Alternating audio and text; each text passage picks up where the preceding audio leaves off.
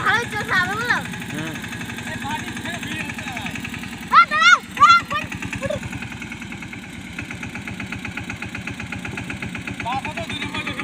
এক নম্বরে মার বুঝলি টাকা এক নম্বরে মার